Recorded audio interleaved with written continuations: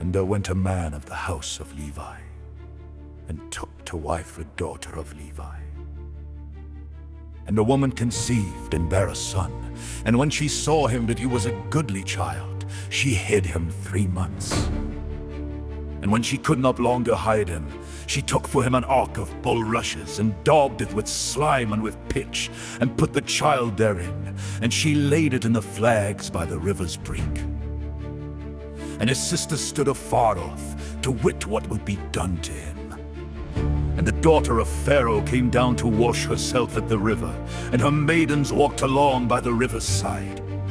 And when she saw the ark among the flags, she sent her maid to fetch it.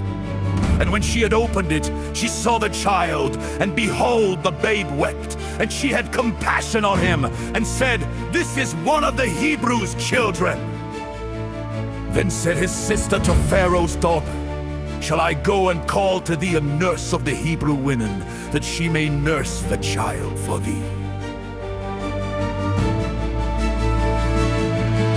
And Pharaoh's daughter said to her, "Go." And the maid went and called the child's mother. And Pharaoh's daughter said unto her, "Take this child away, and nurse it for me, and I will give thee thy wages." And the woman took the child and nursed it. And the child grew, and she brought him unto Pharaoh's daughter, and he became her son, and she called his name Moses. And she said, "Because I drew him out of the water." And it came to pass in those days, when Moses was grown, that he went out unto his brethren, and looked on their burdens, and he spied an Egyptian smiting an Hebrew, one of his brethren. And he looked this way and that way, and when he saw that there was no man, he slew the Egyptian, and hid him in the sand. And when he went out the second day, behold, 2 men of the Hebrews strode together. And he said to him that did the wrong, "Wherefore smitest thou thy fellow?" He said, "Who made thee a prince and a judge over us? Intendest thou to kill me, as thou killedest the Egyptian?" And Moses feared and said, "Surely this thing is known." Now when Pharaoh heard this thing, he sought to slay Moses.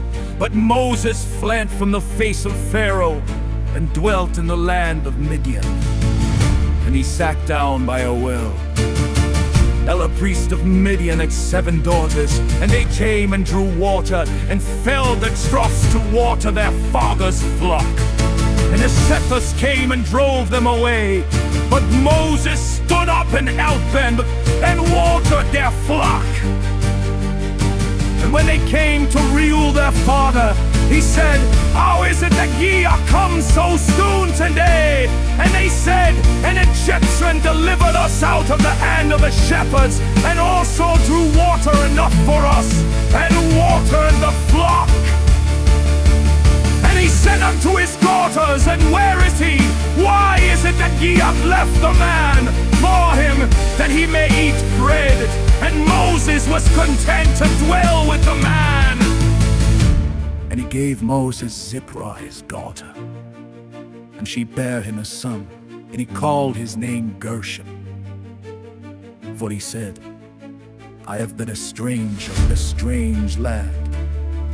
And it came to pass in process of time, that the king of Egypt died, when the children of Israel sighed by reason of the bondage. And they cried, and their cry came up unto God by reason of the bondage. And God heard their groaning, and God remembered his covenant with Abraham, with Isaac, and with Jacob. And God looked upon the children of Israel,